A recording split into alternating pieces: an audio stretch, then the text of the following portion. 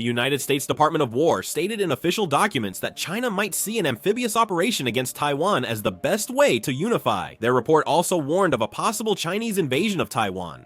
Today, let's take a closer look at this topic. Let's get right into it. The United States Department of War recently submitted the 2025 China Military Power Report to Congress. Reviewing this report, Chinese leaders think their military is getting better prepared to invade Taiwan, but doubt they could win if the United States intervenes. There was also something even more shocking mentioned. China is weighing military options, including coercion and blockades. The report notes China is preparing for a direct invasion via amphibious landings and may find invasion more appealing if other options diminish. The most shocking sentence was this. It stated that China is preparing for an invasion and may consider this the only prudent option to forcibly achieve unification. And it also has the goal of achieving a strategic victory over Taiwan by 2027. In fact, it was a warning from the United States Department of Defense for China to stop its invasion of Taiwan. China is also quickly boosting its military strength, right? China is predicted to have over 1,000 nuclear warheads by 2030. China is rapidly increasing nuclear warhead production, according to the Washington Post. Despite claiming to avoid a nuclear arms race, the Chinese government lied. In Sichuan, China, nuclear warhead production complexes have greatly expanded in the past 5 years. China won't catch up to the United States' 3,700 nuclear warheads anytime soon.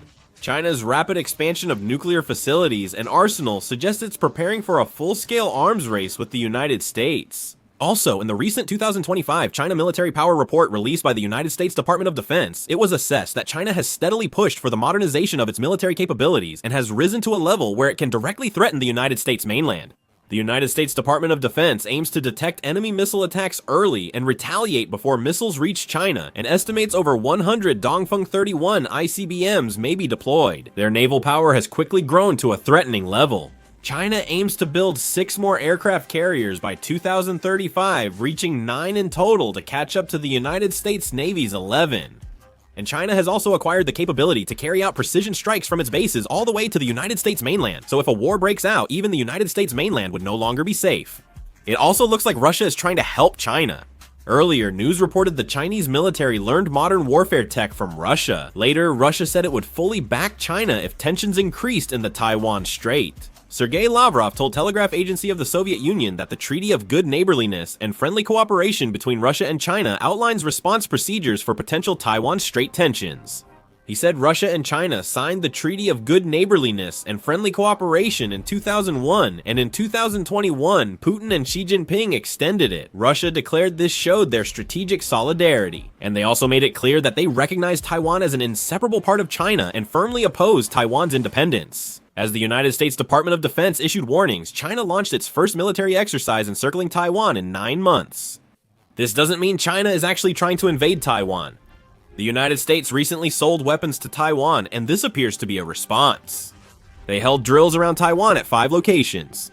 China's Xinhua news agency said the large-scale military drills around Taiwan that began that day are a strong warning against moves toward Taiwan's independence. A spokesperson for the Eastern Theater Command of the PLA of China said on social media the drill is a stern warning to Taiwan independent separatists and external interference, stressing it is a legitimate and necessary move to protect national sovereignty and unity. The Chinese military also announced that on the 30th it plans to conduct important military drills and live-fire exercises in 5 maritime and air zones surrounding Taiwan. At the same time, they stated that combat readiness patrols by the Navy and Air Force, seizing comprehensive control, blockading major ports and key areas, and multi-layered external containment have been set as key objectives. China's response made Taiwan extremely tense. The Taiwan Presidential Office criticized that maintaining peace and stability in the Taiwan Strait and the Indo-Pacific region is a strong consensus in the international community, and that China's recent actions are a ruthless act of destruction against the security and stability of the Taiwan Strait and the Indo-Pacific region, as well as an outright challenge to international law and international order. The Taiwan Presidential Office said the military is fully prepared, so the public can rest assured. There is a lot of talk that this exercise is because the United States sold weapons to Taiwan.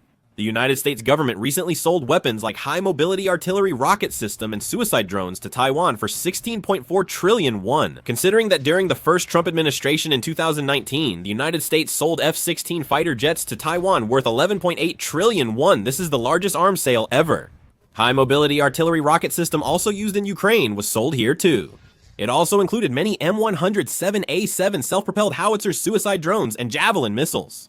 Lin Jiarong, Taiwan's foreign minister, thanked the United States for its long-term support of regional security and Taiwan's defense. He also welcomed United States efforts to highlight Taiwan's strategic role by strengthening military power in its new national security strategy. China, as expected, condemned the United States' decision. Zhao Jiahoon, the spokesperson for the Chinese Foreign Ministry, stated at a briefing that the United States has openly announced plans to sell large amounts of advanced weapons to Taiwan, which seriously violates the One China principle and the joint communique between China and the United States, and severely undermines peace and stability in the Taiwan Strait.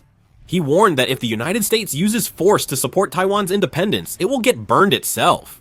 China imposed economic sanctions on 20 United States defense firms and 10 executives for selling weapons to Taiwan. China's latest action is viewed as a much stronger message involving unusually large-scale, sweeping sanctions.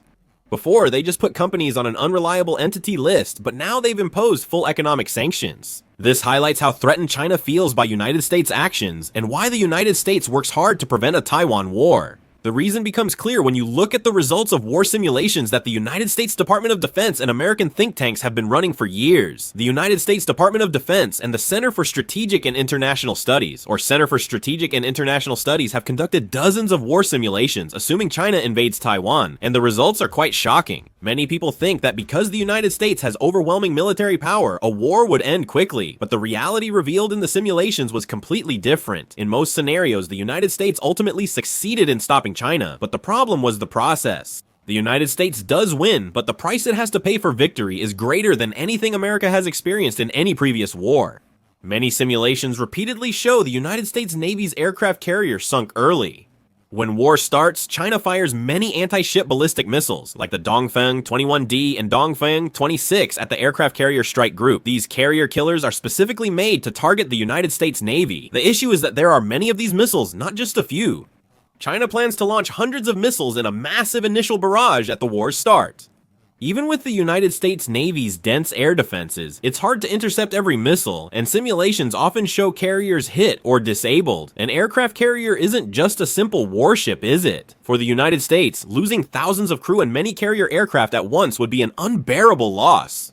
The United States shipbuilding industry has collapsed, so if the Navy falls apart, recovery will be extremely difficult, and this isn't the end, is it? United States bases in Japan and Okinawa would be main targets for early attacks, right? China understands that if the United States enters a Taiwan conflict, bases in Japan will become crucial strategic sites. I'm not making this up. United States think tanks say United States military bases in Japan could be attack targets. So, if war breaks out, there are several scenarios where United States military bases in Japan would be struck without hesitation. In this process, Japan would also become a party to the war, creating a structure where all of East Asia gets drawn into the conflict. Simulation reports repeatedly state that even if the United States defends Taiwan, Japan will suffer greatly. Thus, the Center for Strategic and International Studies report reaches a harsh conclusion. The United States may defend Taiwan, but the victory won't be simple. Tens of thousands of casualties, loss of aircraft carriers, destruction of allied bases, and the collapse of the global economy could all happen at the same time. This is a level of war cost that the United States has never had to bear before. At this point, the United States strategy becomes clear. Rather than focusing on winning the war, the United States is putting all its efforts into preventing the war from happening in the first place. That's why the United States is selling weapons to Taiwan in large quantities, increasing joint exercises with its allies, and constantly sending warning messages to China. They know that if war starts, China would suffer greatly and the United States would also be hurt. Even if they win, the damage would be too severe. This reality is the real reason why the United States and China are both on edge with each other right now. Currently, the United States Department of Defense is warning about a possible Chinese invasion of Taiwan.